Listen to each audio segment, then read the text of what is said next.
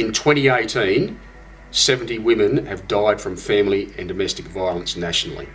19 children have lost their lives nationally.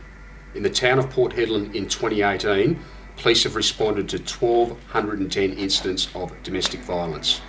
581 instances in 2018, children were present.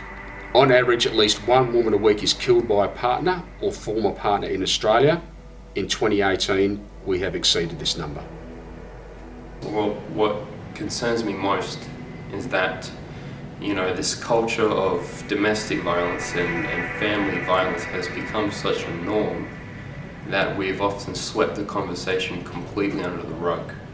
It's often treated as a woman and a child problem, and I think that it's very important for us as men in the community to get involved and really raise our voices as a part of this conversation. Growing up in Port Hedland, I've seen a lot of domestic violence being part of community and a part of homes, part of friends and families' lives, as well as mine. This norm of growing up with family, friends, parents, aunties, uncles, being abused at home and anywhere else, I guess, isn't right. To have little brothers, to be able to grow up and to think that they might be exposed to this one day in their lives is definitely hard on me, wanting the future generation not to have to experience something that I have. The major components around a lot of family violence are excessive alcohol consumption and particularly the ice epidemic. If you really want to be able to make a difference in this space, the biggest possible win would be educating from a very early age so that parents of people who might end up in this situation are already inculcating good manners and respect for women. I think it's the unspoken nature of it. We're aware that it's there. We see evidence of it. We see it, through the children, through the spouses, in the relationships, and it still remains sort of, undercover. It isn't out there. It isn't addressed in a way that it could be. One of the main things that I see is the fear that it causes amongst families and how it breaks up a functional family. A family that's been affected by family violence, I guess the first thing I think of is fear. The way you see people react, they shrink into themselves, they won't talk to you.